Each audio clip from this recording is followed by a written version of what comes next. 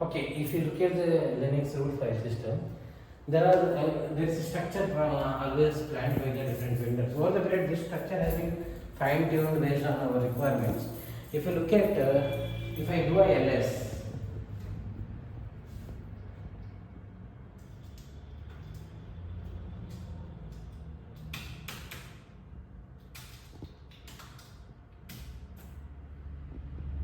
if you do a ls, you can see there is a bin etc. If you see the structure of the this particular Linux root file system, you can see different binary and directory structures are available. In that, bin is there, etc is there, sbin is there, usr is there, tmp is there, where is there, run is there, and if you see that sys proc sre and mnt media, these are the different directory structures are there. There are some files are there, vmlinux.old and init.rd.old, all those files are there. If you look at this structure of a Linux file system, it is almost a standardized file system. Bin is a very traditional old structure in the initial days of binary Linux root file system is started. Primarily, the base files, basic binaries like ls and some of the basic file binaries are kept in the bin. Actually, those binaries will be executed from bin. If you go to bin, you can see that different binaries inside the bin actually.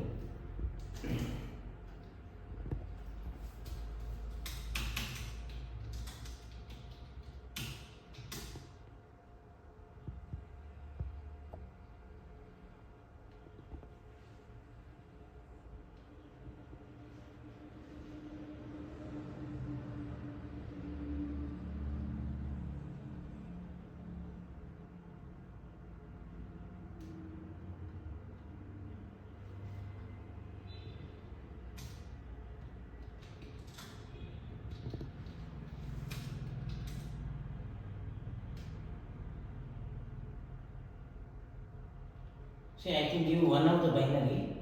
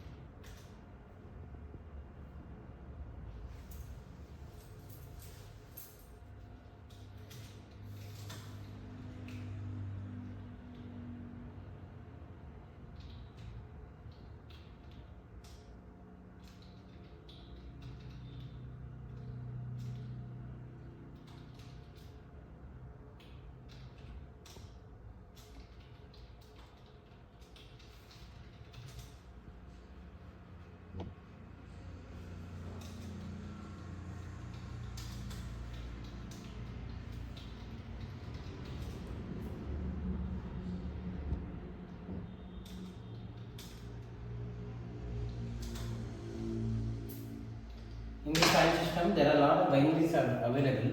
You can see that these binaries are available in bin, and also similar binaries also provided by recent file systems in Debian. For example, I have taken the example of Debian. You can see a lot of binaries also provided by user bin.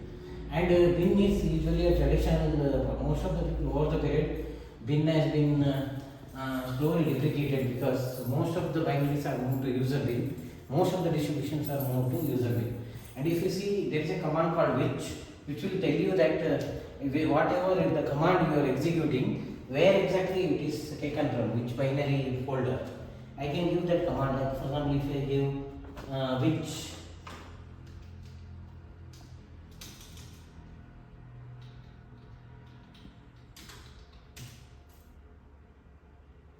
if you see this, which ls will tell you from where the ls binary is getting executed. That way your binary is kept in different binary folders. Primarily, if you look at, there are three major binary, I can say there are four major binary folders are there. Primarily,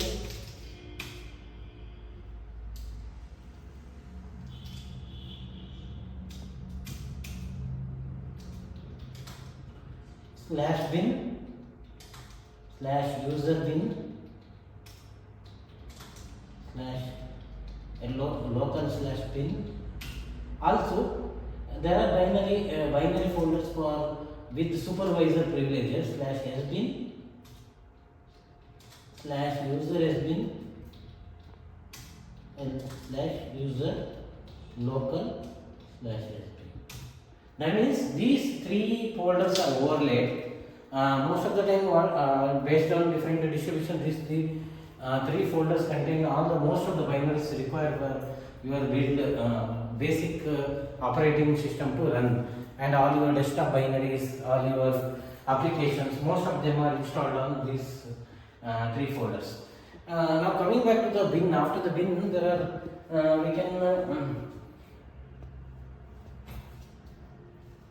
after the bin there is a sbin folder is available.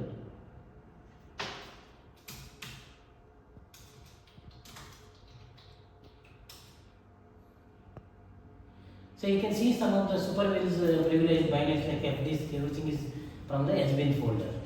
Now I go to the structure. If you see the structure of the Linux root file system, there is a etc is there. etc is a folder which contains basically which contains primarily all the configuration files, configuration data required for the Linux root file system. etc contains most of the configuration data. If you look at the etc will contain your host name, your host configuration, network configurations, and your boot up scripts, startup scripts, and all the required files required for the system startup. It is also available in the etc, and also it contains some of the old traditional files for showing your system details, and those files are there. I will go to the in detail of the etc, but I will cover now the basics of all the directories.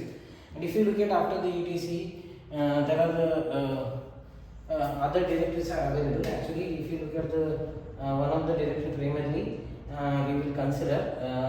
I'll cover sysproc at the end. If you look at the USR is a folder which contains primarily similar structure of slash.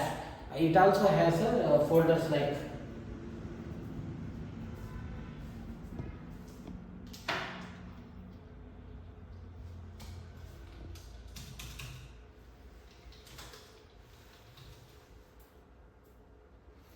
if you look at the USR, there is a bin, include, lib, sbin, src. There are a lot of folders are available in. This is the same structure as similar. It will maintain some of the similar structures what is required for the slash, but this contains most of the applications, user space applications which are relevant, considered to be more relevant to the user space applications.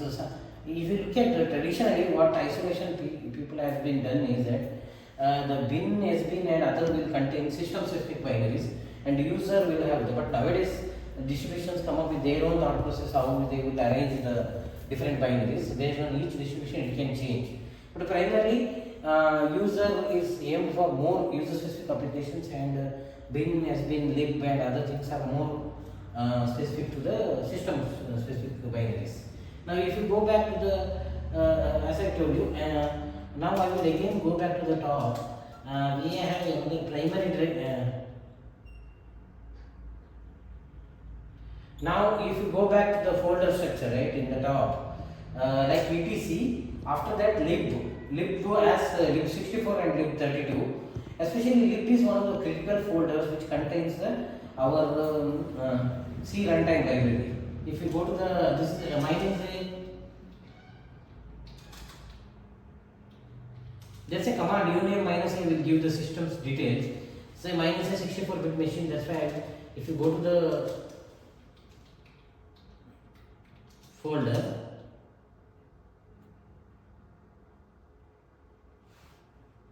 see this is loader is there. This is the loader shared library is available, which is loading all the ELF binaries into the memory, And if you look at the standard lib,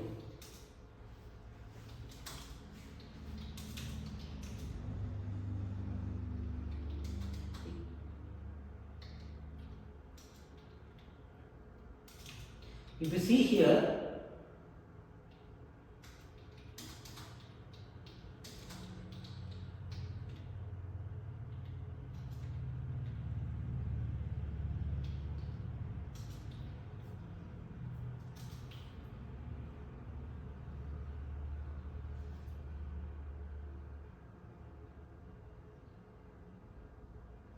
this is our key C runtime library, right? Let's see. glibc is the key runtime library used by most of the distributions. There are a lot of alternatives that came, lib and other klibc, and there are a lot of other alternatives. But glibc is basically primarily the base of the unique C runtime library. And if you look at ld.linux.so is the loader, and libc is these two are the major libraries which are provided in lib folder, lib and lib64. And there are also compatible libraries are provided for lib32. Those are primarily required for practically providing a 32-bit library compatibility. And if you look at your lib folder contains really almost all the files. Actually, if you look at the lib folder, if you see the lib folder, it contains most of the C. In the lib, right, firmware is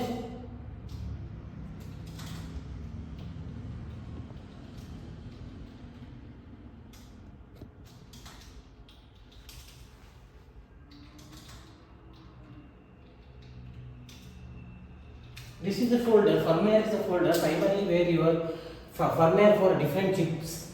For example, you have a Wi-Fi module, you have a camera module, you have a display graphics module, or any modules which requires a custom firmware, or you have a 10G Ethernet card, or a PCI Ethernet card, or a PCI graphics card. All the firmware is kept in lib firmware. That means lib firmware is one of the most critical folder where you want to have custom support for any your custom hardware. You need to, usually Linux looks at the binaries, basically firmware binaries from lib firmware.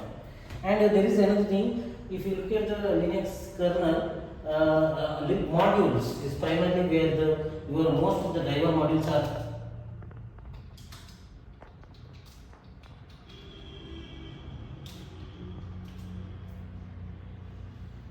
Here I have a 6.1 kernel actually. See, this lib modules contains the 6.1 kernel.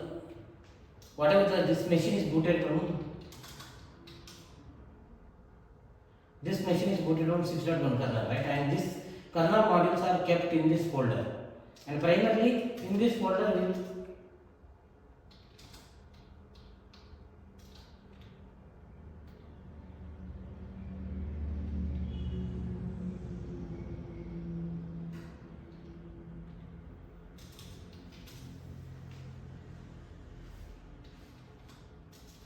see here kernel folder is there. Here all the drivers which are required for the different systems is available from modules are available. Now in this is one of the critical lib is one of the critical. Also, as I told you, some of the critical service files are available in the lib. If you look at the system D, I will explain what is system D everything. System D files are available in the lib. We will go detailed on etc. I didn't cover etc because it requires one detailed session. Now we will this is lib I have to start, but further we have to cover lib and etc together. If you now other folder what I will cover is the boot. Boot, if you see our real kernel image is kept in the boot folder. If you look at this folder, right? If you see the VM, this is our kernel image, right? Whatever the Linux system, this is our kernel image really booting on the board. And if you look at the what is this init.abhi? This is a small RAM disk image which is required because these distributions are made very generic. If you look at this distribution, they are all very generic, and like we should have a mechanism because what happens, each laptop or a motherboard may have a different chipsets, and each may have a different PCI controllers or SSD controllers, or it can be a different SATA controllers, and how we cannot have a mechanism where we cannot add all the drivers in the file system, and we will boot from the file system when we are loading. That is maybe live images are done like that, but if you look at the normal installable images, what we'll do is when the system installation happens, we'll identify the different configuration, and Unitard image has been built such a way that your particular SATA controller driver has been integrated with the Unitard. When the system comes up, Unitard will be loaded from the memory. Kernel will basically, as you based on your bootloader configuration, bootloader will load both your kernel image and Unitard image into the memory, and Unitard will internally load some of the drivers, and those drivers will initialize your SATA controller. Then you will be able to access your file system partitions for the Linux. That is what the requirement. And if you look at, there is a folder called grub, and there is a folder called EFI. EFI is a new bootloading system initiated in recent years over the old BIOS systems, and EFI requires some of the EFI firmware to be loaded. Those things will be kept in the, usually because nowadays we have new systems are coming up with the GPT partitions compared to the MDR partitions, and the first partitions will be always kept with your EFI firmware. Now these firmwares are kept in the format, and boot EFI contains these EFI binaries and EFI configuration files, and mostly also it contains boot folder contains some of the grub configuration files, grub images, maybe whatever the background images you want to display. Well, grub is one of the bootloader used by Linux, and that's what I will stop this first introduction video, and I think this series will continue. Maybe we will cover 3-4 sessions. That way we will be able to wind up this introduction to the Linux file system.